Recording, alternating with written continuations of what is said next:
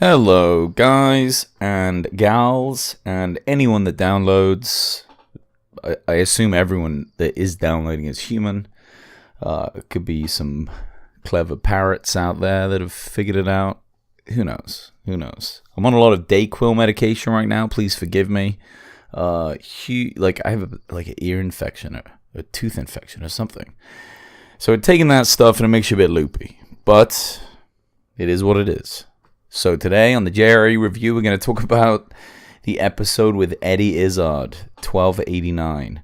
Now, Eddie Izzard is a British comedian, often dresses like a woman, and has done for many, many years, ever since I've known him as a comedian. He has, I think, some of the cleverest and best stand-up specials maybe ever made. I mean, it might be a little biased because I'm English and it's like the English style of comedy, but he does these incredible things where he goes on these huge rants and then he kind of goes off on these tangents after tangent after tangent and then loops it back around, and by the time he gets back to the original point, you've almost forgot that he brought that up, and it's very clever. Very clever. And great comedian, done some fantastic things.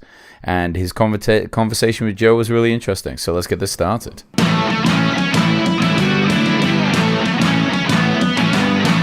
Welcome to the Joe Rogan Experience Review, where each week I review every single episode of the Joe Rogan Experience. What more do you want?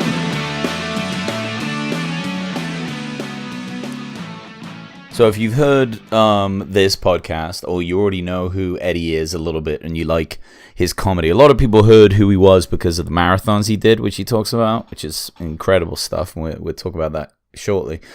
But if you're kind of new to him but you're interested in where his comedy is and what he's about, one from the 90s that's really good is called Dress to Kill. He has another really good one. I can't remember the name of that right now, but it's so worth listening to.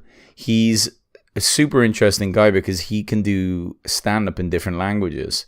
And during one of his specials, he does this little bit in French, but he's already done it in English. So what he's doing is, even though you know the bit and it's funny, he's describing it again in French. And although, you know, most of the people watching it just speak English, the way he does it is so funny. Because you know the joke now, you listen to it in French, and somehow he pulls it off. And it's very rare that comedians are taking anything in that direction. So, especially with all the timing of comedy that it requires and how much practice you need to do. Like, Joe's always talking like he thinks that practice is so important. So he does it, 4, maybe 5 times a week, multiple shows, tons of work, right? Tons of practice. I mean, I wonder if he does stand-up more often than he goes to the gym. I mean, he takes those things very seriously. So, and that's just to get it down in one language. So to do the same jokes, but in a different language where the words are all switched around, and I don't know other languages, so those of you that do, you'll know this more. But I mean, it's not just as simple as changing the words. You've got to get all the different timings down. It's really incredible. What was cool about listening to this conversation with Joe is he talked a lot about his street performances when he first started out. So a lot of the comedians that go on Rogan, they're number one, they're American comedians, and they all kind of come up similar ways. They just grind out the open mics and then eventually get into some better shows and meet some better comics and maybe do some writing, and then before you know it, they're doing a lot more with themselves.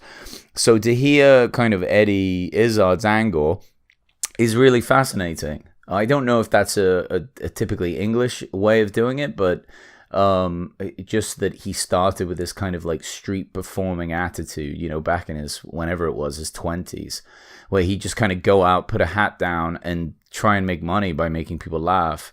I mean, incredible stuff, because the amount of abuse that you get on the streets, I mean, it's definitely going to allow you to build up an incredible thick skin.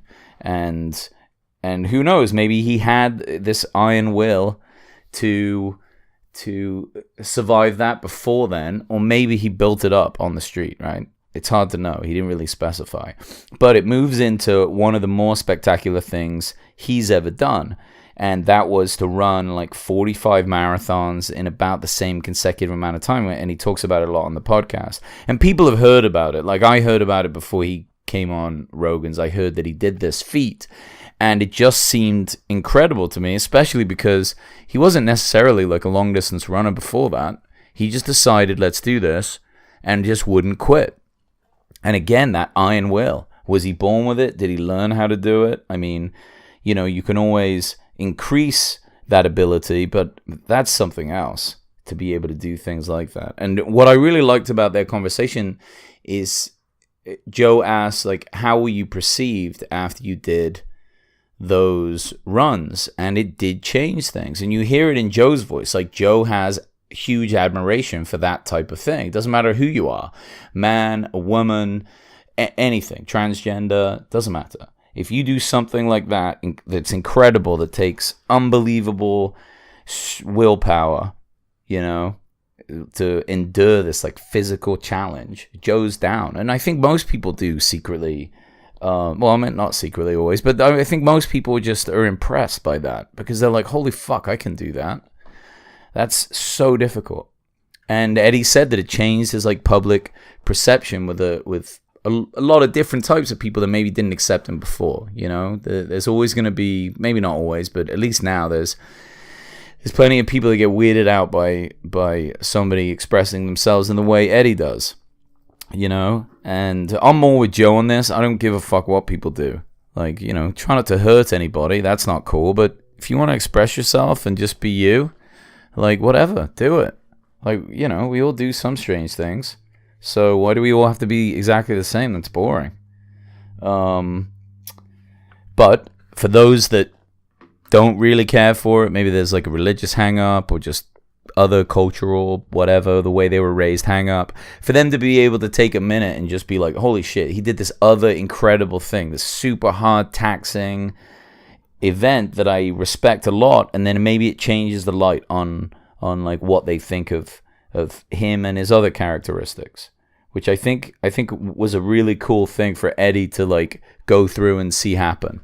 You know, it didn't sound like on his conversation with Joe that that's why he did it. It didn't sound like that to me. He just wanted the challenge and went, but it was a nice side effect almost that I think it was really cool. One thing that Eddie's done a lot of acting. I mean, at least I know it from England. He was in different English shows and has been doing that for a while. And not all stand-ups push their acting. So it was definitely something that Eddie did. He's been on some shows in the US as well and popped up in some movies. I believe he was in one of the Oceans movies actually for a minute. I'm not sure, but he's done some things. But I didn't know how into acting he was, like how big a part of him acting is. And he tells a really cool story on the podcast with Joe, and listen to it. I won't do it justice, but like he breaks into a studio in England. But the whole process of it, like he had to travel somewhere far away and go do it. I mean, it almost like kind of reiterates that obsession factor that Rogan talks about, you know, and how important is it with all these successful people that come on these podcasts with Joe? Like, were they always obsessed like this? And if you're not a very obsessive person, if you don't have this like unbelievable passion for something and follow it with all your heart, does it mean that you can never be successful, right? Or does it just mean you haven't found that successful thing? I mean, that passionate thing, that thing that you have all the passion for. I mean, as a kid, I didn't try and break in any studios. There wasn't any particular thing that was just like so compelling to me. I had to change my life to sort it out. There was things that I enjoyed for sure, but I'm always fascinated to hear that on Rogan's podcast, because what does it mean? You know, and it's a hard question to answer. I think Joe does a great job just like asking the question and like having them expand on it and saying those things are important, which they are. But is there a way to find out? Like, you know, some people just born with this obsessive property that they can focus and that makes them really good at very difficult things? Or is it just something that you can learn, teach yourself, and how important is it to find that thing that is passion? You know, I think a lot of people feel super lost a lot of times because they don't feel like they're finding that passion. You know, they're like, oh, I got some hobbies, but where's my passion? And then they get pretty sad and down on themselves. And it's a real shame. It's difficult to do. Go out, find the passion. The only way really is to just try a bunch of shit, even things that you wouldn't think that maybe you'd be that into. I would just say if other people seem passionate about some stuff, check out what they're doing and find your thing, whether it be fucking, who knows, scuba diving, snorkeling, surfing, running, marathons. I mean, a lot of it is just really good communities. Once you get into a good community, it's why jiu-jitsu is good, because you don't only just learn the skill set, but you have this community that becomes like a family in a lot of ways. And there's just like that loyalty and friendship and like bonding that comes with it. But you get it with a lot of things. You get it with paintball. You could get it at paintball teams or marathon teams. Like you join a running team. Like there's a lot of those good things. And, it's important. It's important to have it. Because we don't really have it at work a lot of times. You know, people don't really have a lot of community in their workplace. They just kind of go there and leave and they know some people and that's it. Some jobs do, but it really depends what you're doing. I'm sure like firemen and police, military guys, they have a big community amongst themselves. But yeah, it's important to have it in some area. It really is.